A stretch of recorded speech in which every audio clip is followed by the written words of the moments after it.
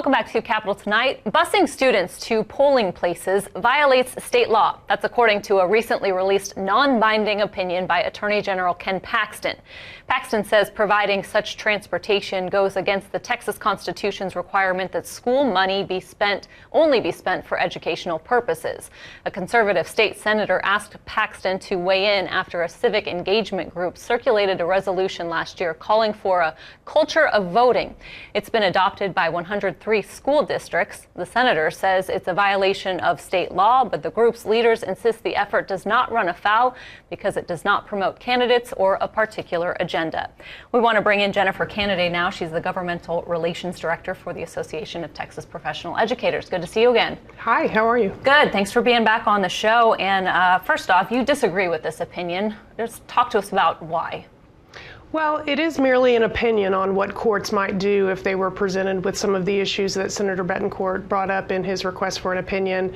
And he was questioning some of the activities that are being undertaken in school districts to try to raise awareness of the importance of voting and encourage both staff of school districts and eligible students to vote in every election.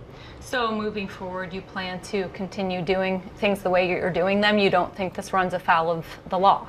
Well, the Association of Texas Professional Educators has long worked to improve voter turnout and to help make sure that the voting public is aware of candidates' positions on education issues.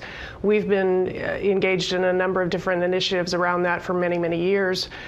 We're not planning to change any of those. We joined with some other groups heading into the 2016 election to form an informal coalition called Texas Educators Vote and to try to work together, focusing more specifically on school districts and ways that we could help school district leaders encourage their staffs and their students to vote. And all of the things we've done have been nonpartisan. We don't endorse any particular candidates, and we're not planning to discontinue those efforts. So not using public money for partisan purposes, as has been stated, that would run afoul of the law. Right. Nothing that the coalition has done would encourage school districts to spend money on electioneering, on anything that would support particular candidates or parties.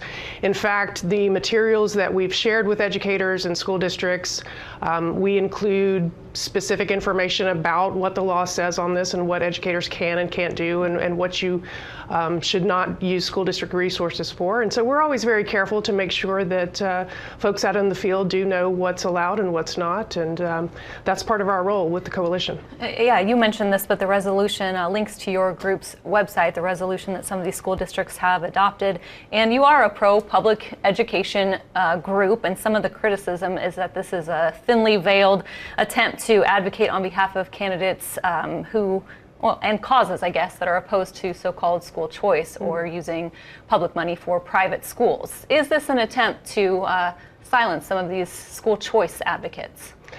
Ours is not an attempt to silence anybody. We try to give a voice to all the candidates and make sure that we're providing avenues for candidates to get their messages out to members, not just our members, but educators and really the voting public at large, to help them understand where candidates stand on different issues, school choice being one of them, but a myriad of other issues. And we don't take a position for or against those candidates. The resolution that we helped draft through the coalition was simply model language that school boards could use if they wanted to adopt something simply encouraging voter participation and voter turnout in their districts. It does not take any position for or against a candidate or a political party or anything of that sort. It does link, it provides some resources, some suggestions, tips. It does link to teachthevote.org, which is a website affiliated with and run by ATPE. It is strictly a nonpartisan website where we invite every candidate running for state legislature, state board of education, governor, lieutenant governor to share with us their views on these issues, and we post it on the website for anyone to go look at. So a chance for everybody to see kind of where the candidates lie. Right. It's an equal opportunity forum. Everybody has a chance to participate. We don't even edit what the candidates submit, so we put it out there in a very nonpartisan fashion. What about the part of this that was the school districts funding transportation efforts to the polls, busing students, employees? Does that serve an educational purpose? I think reasonable minds might disagree on that. We see voting as an important pillar of our democracy and something that educators should do and should model for their students. So, the Attorney General's opinion is speculation about how a court might rule on that issue if it were asked to weigh in on school districts using their funds for that purpose.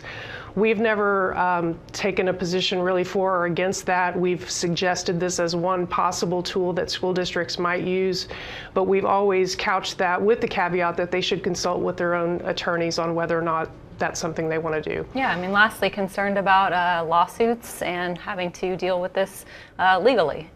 Right, and that's why most school districts do have their own attorneys on retainer, and they can consult with them on these issues, and we trust the school board members to make the right decisions for their districts.